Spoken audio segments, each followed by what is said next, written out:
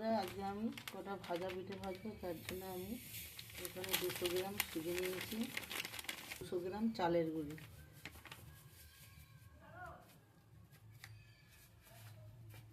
বোতল নুন দিয়ে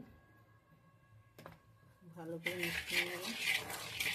চিনি নিয়েছি এই 1 থেকে 150 গ্রাম মতন। পানগুলো আমি ভালো করে মিশিয়ে নেব।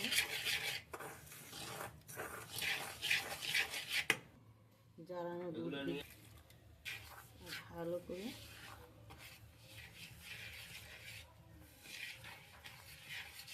সব উপকরণ আর দুধ দিয়ে আমি ভালো করে মিশিয়ে ঘেটে নিচ্ছি।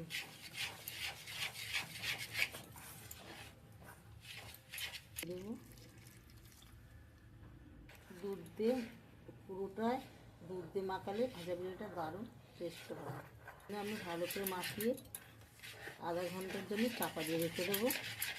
আধা ঘন্টা পরে আপনাদের আমি ভাজা পিঠে ভাজা দেখাবো। তো আমি ভালো করে চাপ দিয়ে ঢেকে রেখে দেবো আর কি।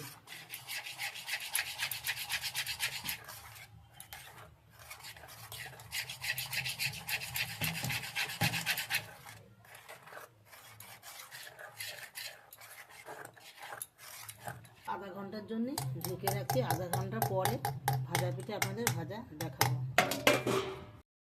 বন্ধুরা, আধ ঘন্টা পরে আমি আবার ফিরে এসেছি ভাজা পিঠে তৈরি করার জন্যে। এর মধ্যে আমি হাফ চামচি বেকিং পাউডার দিয়ে আমি ভালো করে আর একটু নেড়ে নিচ্ছি। এদিকে আমি গ্যাসটা ধরিয়ে কড়াইটা বসিয়ে দিয়েছি আর তার মধ্যে তেল দিয়েছি। তেলটাও গরম হয়ে গেছে। এবার আমি এটা একটু নেড়ে চেড়ে নেবো ভালো করে। ভাজা পিঠের ব্যাটারটা আমার তৈরি হয়ে গেছে। এবার আমি ওইদিকে কড়াইয়ের তেল গরম হয়ে গেছে। এবার কড়াইটা আমি দিয়ে দিচ্ছি, এক পিস করে এইভাবে ভেজে নেব।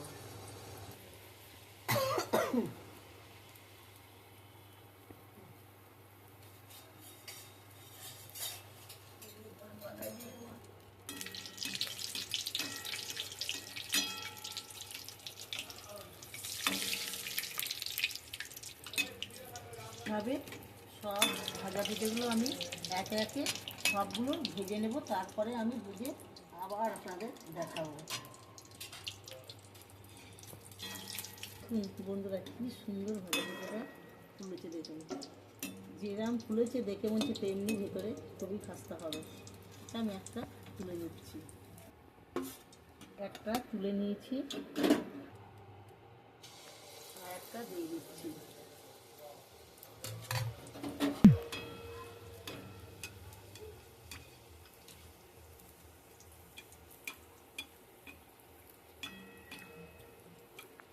দেখুন বন্ধুরা, এটাও কত সুন্দর ফুলেছে।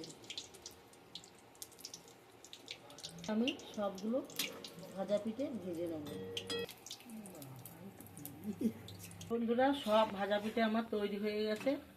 আপনারা এইভাবে ভাজা পিঠে তৈরি করবেন, খুবই ভালো লাগবে খেতে। এই দেখুন, নিচেও আছে, এই যে এখানে আছে, নিচেও আছে, সাজিয়ে রেখে দিয়েছি নিচেই। কেননা তেলটা পেপারে টেনে যাবে, সেই জন্য পেপারে দিয়েছি। আমার ভাজা পিঠে দেখে যদি আপনাকে ভালো লাগে তাহলে আপনারা একটা সাবস্ক্রাইবার লাইক করবেন এবং আপনারা সবাই আমার সাথে থাকবেন। বাই, ঠাকুমার রান্নাঘরে আবার